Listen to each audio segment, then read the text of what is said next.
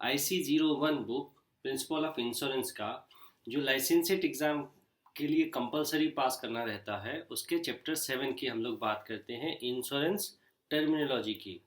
Insurance terminology में सबसे पहला आता है इंश्योरेंस पॉलिसी।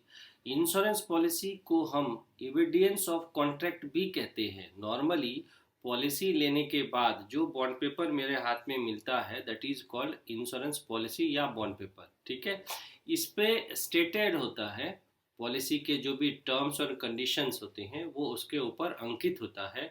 साथ में पॉलिसी के डिटेल्स और प्रोमिसेस, जो कुछ भी इंश्योरर ने प्रोमिसेस किया है, हमसे प्रॉमिस किया है at the time of claim, और वट एवर जो कुछ मिसअपेंड होगा हमको मिलेगा, वो सारे डिटेल्स पॉलिसी बॉन्ड के ऊपर अंकित होते हैं। नाउ इंडोर्समेंट, एनी अमेंडमेंट, कोई भी जो चेंजेज होता है स्टैंडर्ड पॉलिसी के टर्म्स कंडीशंस में, उसको हम लोग इंडोर्समेंट कहते हैं।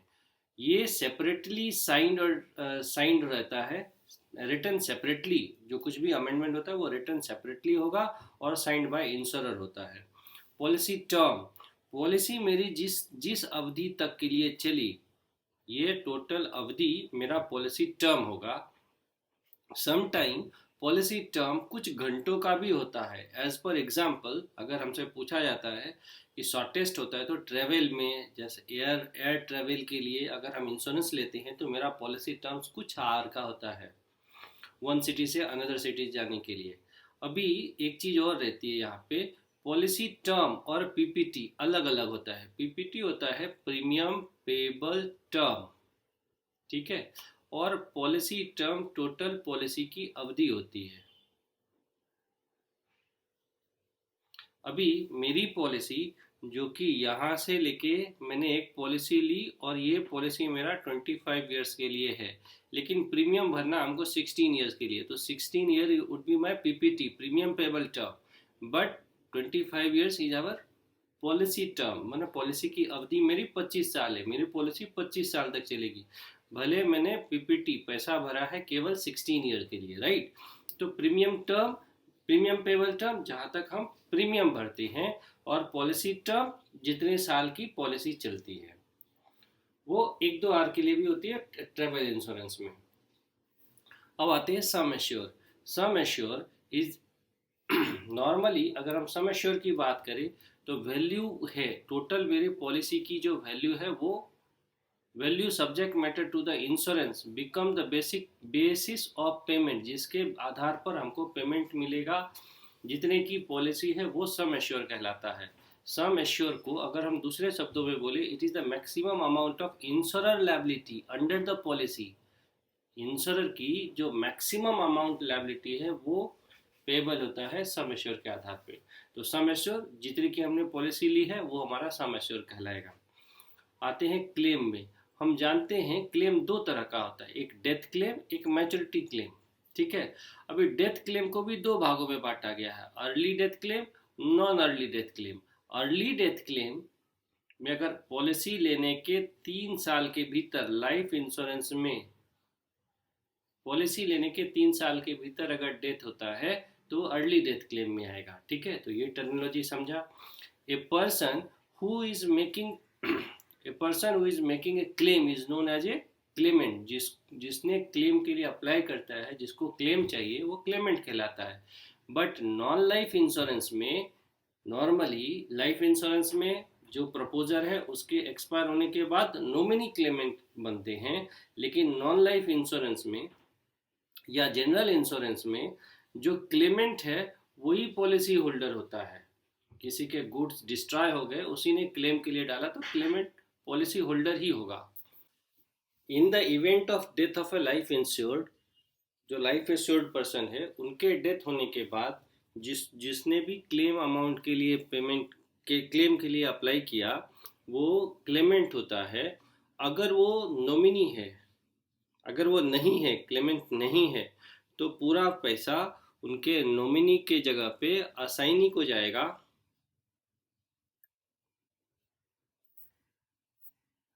In the event of death of a life assured, the person making a claim is called claimant, right? One who would be the nominee, assignee, or legal heirs. Claim के लिए जो apply करता है वो policy holder के nominee हो सकते हैं, या पॉलिसी अगर असाइन किया हुआ तो असाइन ही होगा, और अगर पॉलिसी में नॉमिनी नहीं है तो उनके लीगल हेयर्स होंगे। अगर नॉमिनी 18 ईयर्स से बिलो है तो वहां पे हमको अपॉइंटी लगता है। ठीक है, अगर नॉमिनी 18 ईयर्स से कम है तो हमको अपॉइंटी लगेगा। नेक्स्ट, पेमेंट सम टाइम जो इंश्योरर है पे claims even if claim is not payable. Claim payment करना नहीं था बट उन्होंने क्लेम पेमेंट कर दिया, तो ऐसे एक्स्ट्रा प्रीमियम को एक्स ग्रेसिया पेमेंट कहते हैं। ठीक है, अभी क्लेम का एक पार्ट अलग रखा जाता है जिसको रिजर्व प्रीमियम या प्रीमियम रिजर्व कहते हैं। Life assured premium reserve is called life fund. अगर लाइफ एश्योर्ड पॉलिसी में जो एक्स्ट्रा रखा जाता है, अलग रखा जाता है, उसको लाइफ फंड कहते हैं। अब यहाँ पे ध्यान देने के लिए है, all revenue go into the life fund and जो भी रेवेन्यू है go into the life fund and all claims made out of the life fund. Normal है। अब आते हैं defer date. Defer date policy कुछ बच्चों की पॉलिसी में या सीनियर सिटीजन की पॉलिसी में ऐसा होता है कि जब रिस्क कवर डेट अलग होता है। चाइल्ड की मैंने पॉलिसी ली, ठीक है, चाइल्ड की पॉलिसी के 2 साल के बाद आज अगर पॉलिसी लिया तो पॉलिसी में लिखा हुआ है कि पॉलिसी का डेट ऑफ कमेंसमेंट आज है, but policy start date of risk जो है वो स्टार्ट होगा 2 साल के बाद। तो इस टोटल पीरियड जो बीच में है इसको हम लोग डेफर्ड डेट कहते हैं। ठीक है, अभी रिस्क कवर और पॉलिसी स्टार्ट होने के बाद के बीच के डेट को हम रिस्क कवर कहते हैं। It can be use in the case of child policy where the risk cover begin on a different date from the commencement date of policy। ठीक है, इसी तरह पेंशन पॉलिसी में या एन्युटी पॉलिसी में मान लो किसी बंदे का एज है 35, उन्होंने पेंशन पॉलिसी स्टार्ट लिया है 60 से, मीन्स यहाँ तक वो पेमेंट करेंगे, इसके बाद टोटल यहाँ पे इस कॉर्पस पे उनको पेंशन मिलेगा। उन्होंने पेंशन पॉलिसी ली थी at the age of 35 but pension start हुआ एट द एज ऑफ 60, तो ये टोटल पीरियड उसका डेफरमेंट पीरियड हुआ। ठीक है, पेंशन जो स्टार्ट होता है उसको डेफर्ड डेट कहते हैं। ठीक है, पेंशन या रिस्क जिस डेट से स्टार्ट होता है उसको डेफर्ड डेट कहते हैं, और इन बिटवीन जो कुछ भी टाइम रहता है उसको डेफरमेंट पीरियड कहते हैं। The time between commencement date, जिस दिन पॉलिसी लिया था या जिस दिन रिस्क कवर स्टार्ट हुआ या पॉलिसी स्टार्ट हुआ, डेट ऑफ कमेंसमेंट है, और डेट डिफर डेट जिस दिन से उनको पेंशन मिलना स्टार्ट होता है, या बच्चों की पॉलिसी में रिस्क कवर स्टार्ट होता है। अब आते हैं इंश्योरेंस में कुछ भी अगर चेक करना रहता है तो वो रेशियो के हिसाब से ही चेक होता है। Ratio of expenses to the premium is known as expense ratio. Ratio of expenses to the premium is known as expense ratio.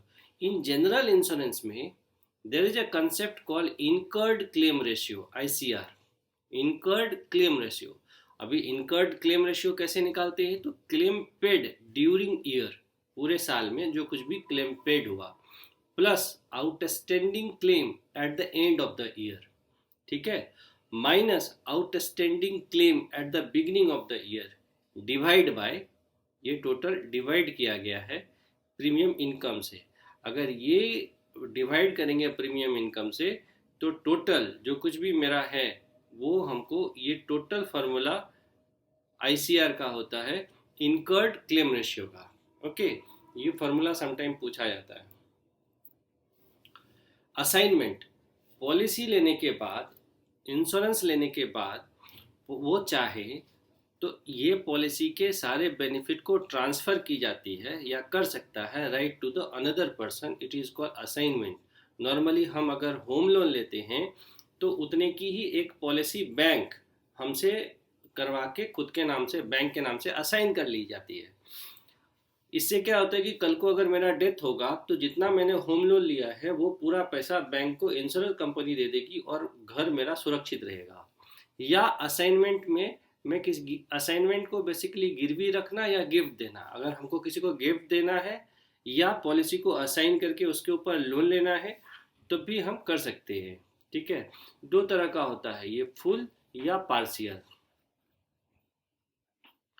Full या पार्शियल जिसको कि कंडीशनल या एब्सोल्यूट के भी कहते हैं।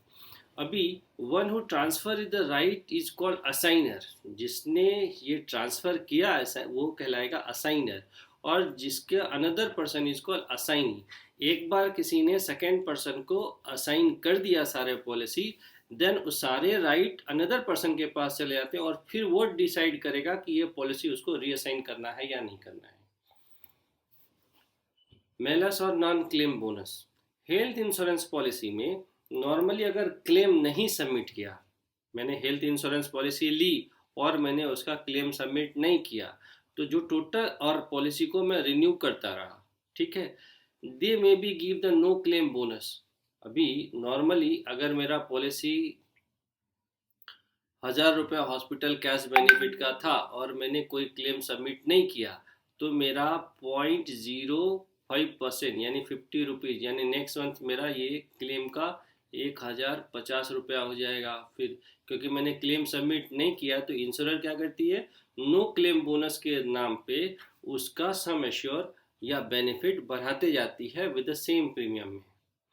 But if policy holder had claim, अगर मैंने क्लेम सबमिट किया था और इट एक्सीड, उसने एक्सीड कर जाती है जो स्पेसिफिक लिमिट से, जितने की पॉलिसी जितने का बेनिफिट मिलना चाहिए था उसको एक्सीड करता है, the premium will increase, premium मेरा बढ़ जाएगा, और ये इंक्रीज प्रीमियम ही मेलस कहलाता है।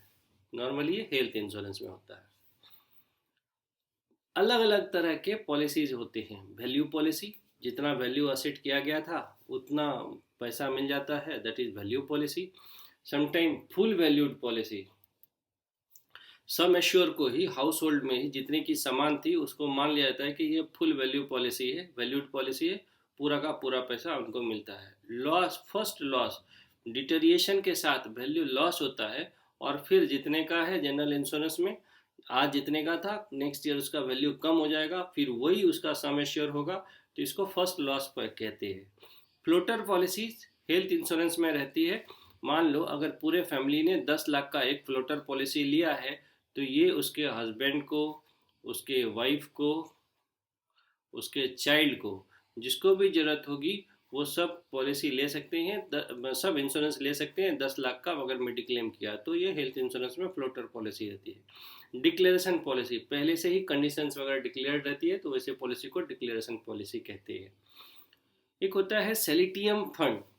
अब इस टर्मिनोलॉजी को अगर हम ध्यान से देखें,